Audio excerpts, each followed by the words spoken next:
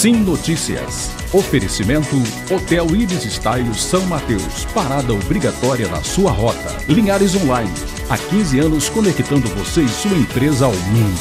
Mobiliadora Universal. 38 anos realizando sonhos. Em Linhares, embaixo do Mercado Municipal Centro. Olá, minha gente. Está começando mais uma edição do Sim Notícias. Você vai ver os destaques de Linhares e região na edição desta segunda-feira.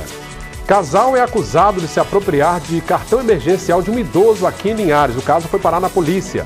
Foragido da justiça é preso pela Polícia Rodoviária Federal na BR-101. Polícia Civil conclui inquérito sobre atropelamento que matou o idoso em Chapadão das Palminhas. Veja as vagas disponíveis no Cine aqui da nossa cidade. Confira também a coluna Inteligência Emocional com o terapeuta Wellington Magela. Olha, o instrutor da SWAT e de outras forças policiais, Marcos Duval, é nosso entrevistado do último bloco de hoje. Veja também os assuntos do esporte com o Diego Copp.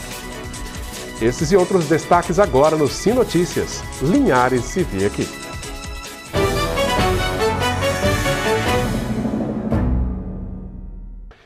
Na Grande Vitória, você também acompanha esta edição pelo canal 20 via RCA. Agentes da Polícia Rodoviária Federal prenderam um homem foragido da Justiça durante uma abordagem de rotina na BR-101 aqui em Linhares. O veículo em que ele estava foi abordado por estar com uma película muito escura nos vidros. Ao verificar os documentos do suspeito, foi constatado que havia um mandado de prisão em aberto contra ele por porte ilegal de arma de fogo. Também foram encontradas no interior do carro várias porções de maconha e um triturador. O condutor disse ser usuário e proprietário de toda a droga encontrada, afirmando ser para consumo próprio. Ele foi encaminhado para a Delegacia Regional de Linhares. E a Polícia Civil de Linhares está investigando um casal que está sendo acusado de se aproveitar de um idoso para receber dinheiro do cartão emergencial da mineradora Samarco.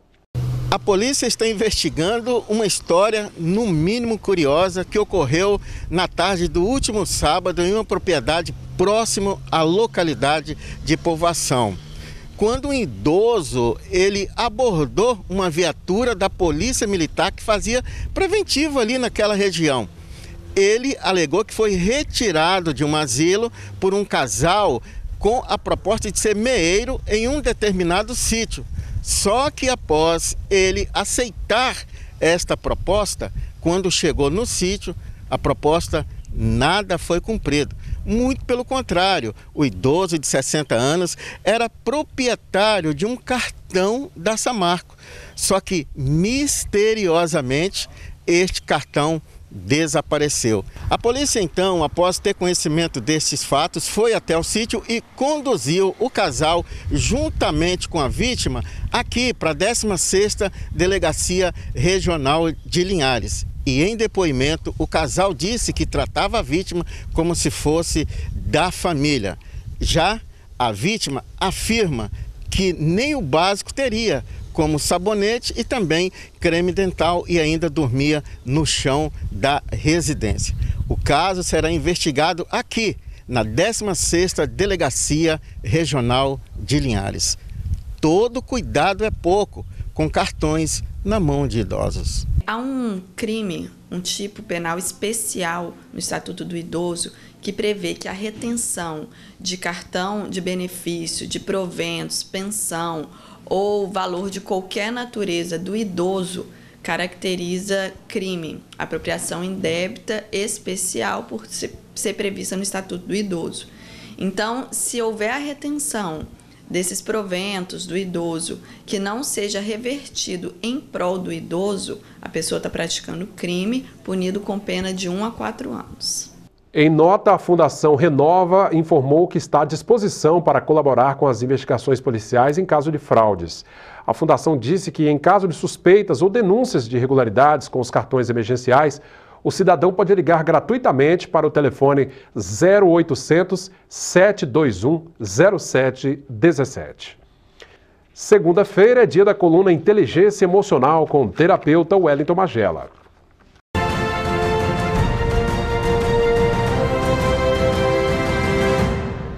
Certa vez, um colecionador de borboletas, passando num campo muito verde de uma floresta tropical, percebeu dentro de um casulo uma borboleta que estava para nascer.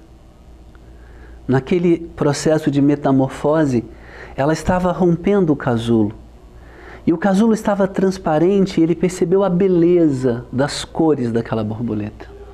Nunca tinha visto nada igual, dos contrastes de cores, e ficou ali algumas horas.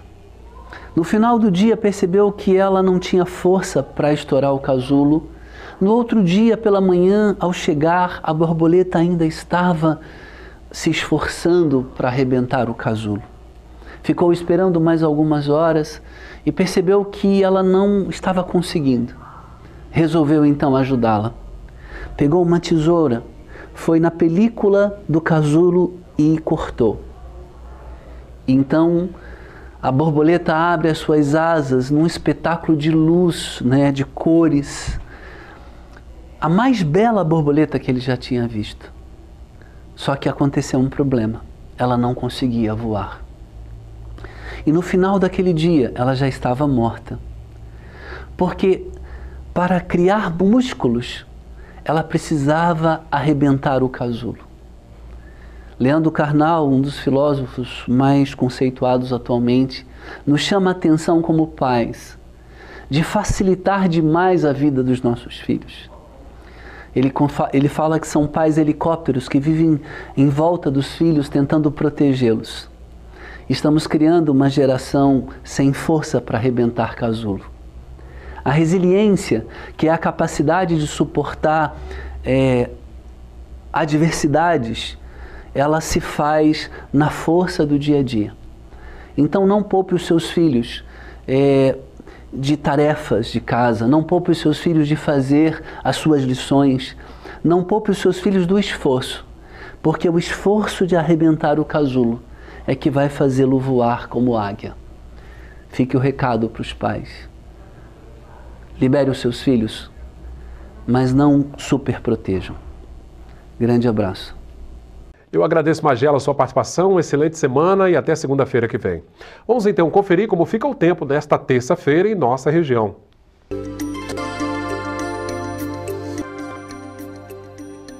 A terça-feira será com muitas nuvens e chuva. Em Linhares, temperaturas entre 23 e 32 graus. Colatina com mínima prevista de 21 e máxima de 31.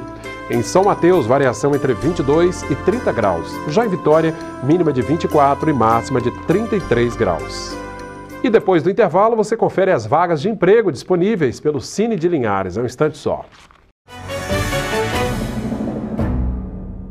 A gente começa esse segundo bloco falando das vagas de empregos disponibilizadas pelo Cine aqui em Linhares. As oportunidades são as seguintes: auxiliar de cozinha, carpinteiro, cozinheiro de restaurante, carregador de caminhão, eletricista automotivo, eletricista predial, instalador de piscina, mecânico de refrigeração, mecânico automotivo, mecânico e operador de máquinas, operador de máquina de sorvete, operador de empilhadeira, professor de inglês, pedreiro, auxiliar de obras, são 15 vagas, e sushman. Os interessados podem ir diretamente para a sede do Cine, que fica na Avenida Governador Lindenberg, no centro da cidade, levando os documentos pessoais, sobretudo a carteira de trabalho. Mudando de assunto, a Polícia Civil concluiu o inquérito que apurava o acidente que resultou na morte de um idoso atropelado em agosto do ano passado em Chapadão das Palminhas. O carro envolvido na batida pertence ao vereador Gelson Suave. O delegado do caso falou sobre o assunto. Nós chegamos à conclusão que no dia dos fatos, quem verdadeiramente conduzia o veículo automotor, inclusive como foi dito pelo investigado, era a esposa dele, a nacional Judite Ferraz Suave.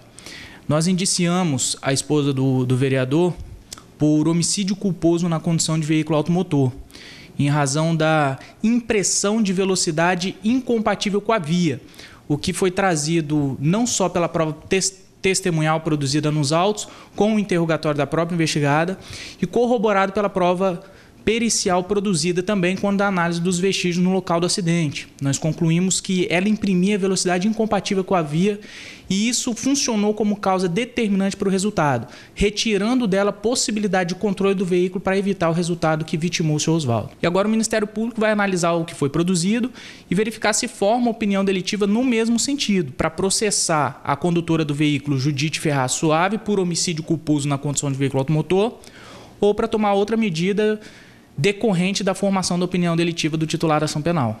Pois é, em nota, o vereador Gelson Suave disse que está acompanhando a conclusão do inquérito e reafirmou sua disposição em colaborar com as investigações. O vereador também disse confiar na justiça.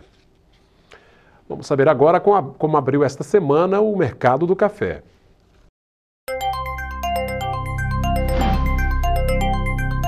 O Arábica tipo 6, R$ 405 a saca. Arábica 7, R$ 381.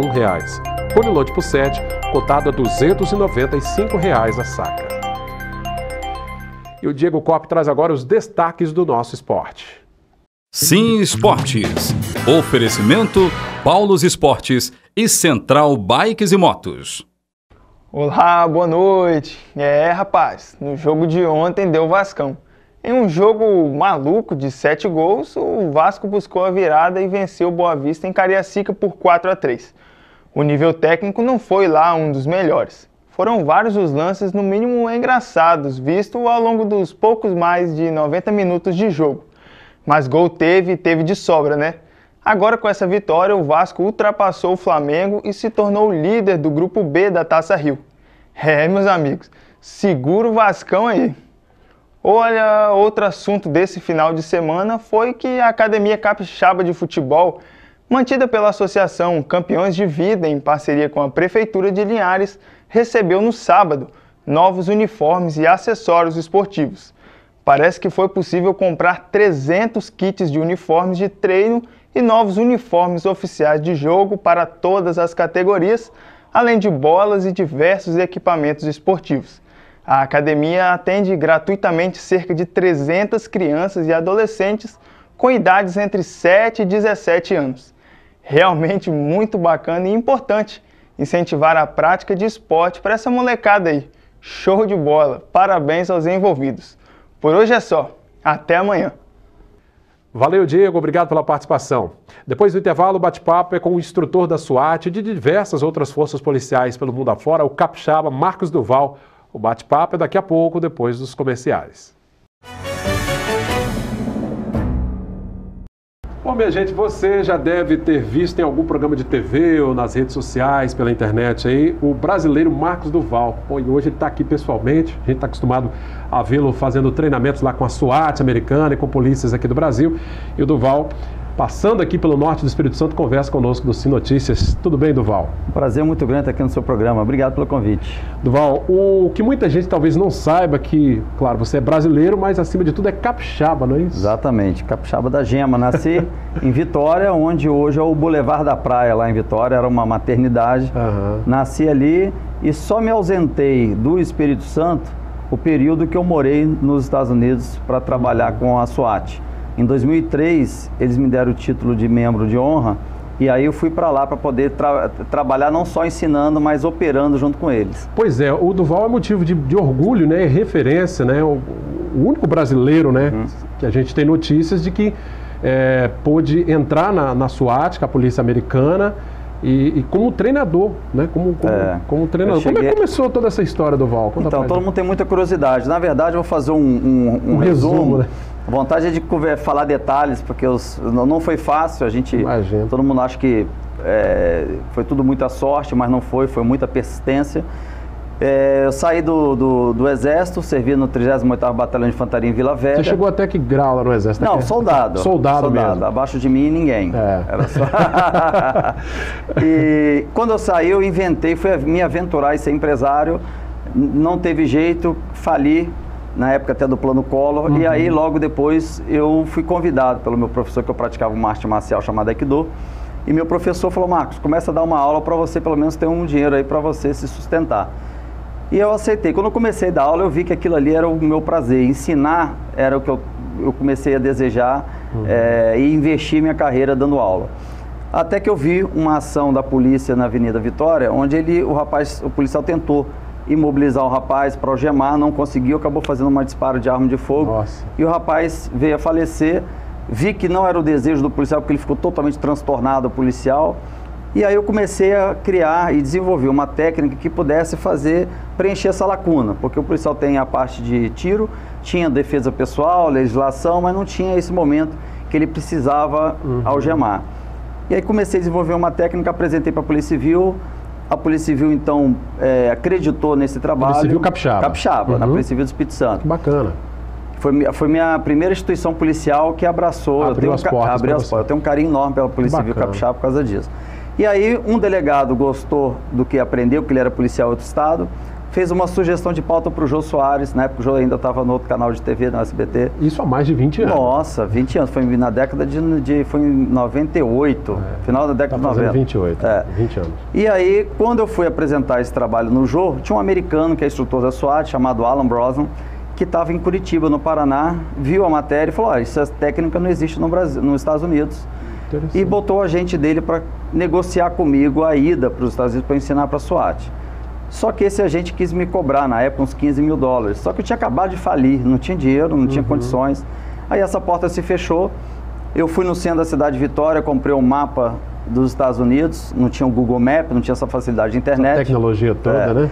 Abri um mapa no chão do escritório, vi que o Texas era mau estado, Dallas a maior cidade, e comecei a ligar, insistindo para que eles pudessem me dar a oportunidade. Até que eles se convenceram que toda hora, você é brasileiro, não temos nada que aprender com vocês e tal, você está ligando para a SWAT e tal. Tem um preconceito. Quem são vocês e tal. E aí eu insisti até que eles disseram, ok, então nós vamos dar um dia de oportunidade de você fazer um workshop. Se a gente não gostar, se você tirou esse tempo nosso para outro treinamento, nós vamos levar você para o departamento de imigração e você vai ser expulso dos Estados Unidos com um período de 10 anos sem poder voltar. Olha o tamanho da responsabilidade. E aí quando eu cheguei, foi para a SWAT de Dallas, logo quando eu cheguei, fui apresentado como instrutor e dos 45 homens, 15 levantaram, 15 ficaram e 30 levantaram e disseram, não tem nada que aprender, um cara é brasileiro, olha o tamanho do cara, porque eu tenho 1,70, né? Todo mundo pensa que eu sou alto. Acharam que ia chegar lá fosse alguém do seu tamanho aí, não. E aí eu comecei a dar aula na parte da manhã para os que ficaram, teve a hora do almoço, os outros retornaram pedindo desculpas pela arrogância e prepotência, que tinham escutado que a aula estava sendo muito interessante. E aí no final, o comando da SWAT de Dallas fez então um convite para eu ser instrutor dessa técnica e a associação da SWAT, o presidente estava fazendo parte da aula, que também era oficial da SWAT de Dallas.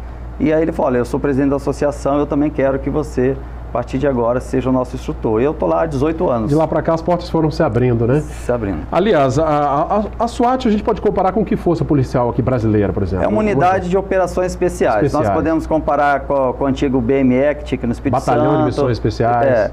Que agora não tem mais. São para aquelas situações mais extremas, né? O BOP do Rio de Janeiro, mas a função da SWAT não se equipara ao BOP do Rio. Porque a SWAT não sobe favela.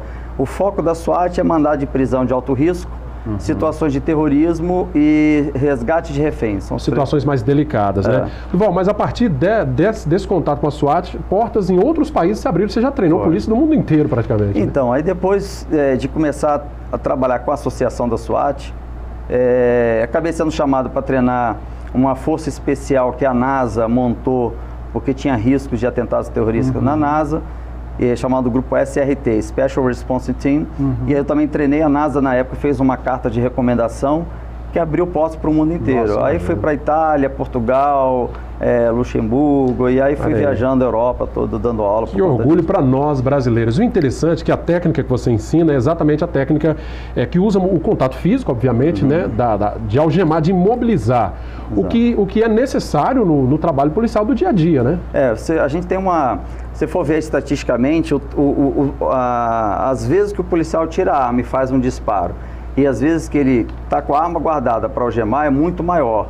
Então, a carreira dele, ele utiliza muito mais o momento de abordar e algemar do que sair atirando. Não quer dizer que ele precisa ter menos treinamento de tiro, não é isso, mas o nosso projeto era acrescentar isso na mesmo nível, na mesma proporção das outras técnicas que ele aprendia. E isso que chamou a atenção da polícia americana, porque ela recebia muito processo, porque o policial não conseguia dominar para algemar e entrava em luta corporal, e tinha violência policial, e aí tinha muitos processos contra o departamento, policiais eram expulsos. Ô Durval, a arma é o último recurso, a arma de fogo no caso. A SWAT, ela prima assim, a polícia, na verdade, ela é para servir e proteger. A SWAT tem muito treinamento, você treina, um dia você está de treinamento, outro de folga, outro de serviço. Um treinamento, folga e serviço.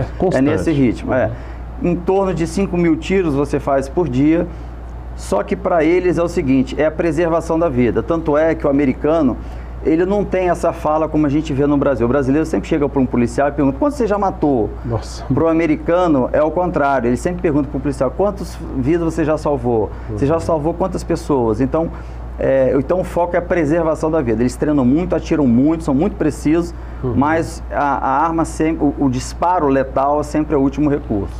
Pois é, e quais são os projetos agora que você tem tocado, além da SWAT, obviamente, nesse ano agora, 2018? Então, estou morando no Espírito Santo, já tem 4 anos, a minha ex-mulher voltou para o Espírito Santo com a minha filha, então para ficar próximo à minha filha eu estou aqui. Você tá aqui. Tenho viajado de 3 em 3 meses para os Estados Unidos, para continuar dando aula para a SWAT, e o tempo que eu fico no Brasil, eu tenho dado palestras tanto para o mundo policial, como também para o mundo empresarial, como também para escolas, crianças, alguns projetos sociais, para que essa criança que vive numa comunidade carente não tenha um traficante como referência, passa a ter um policial como referência.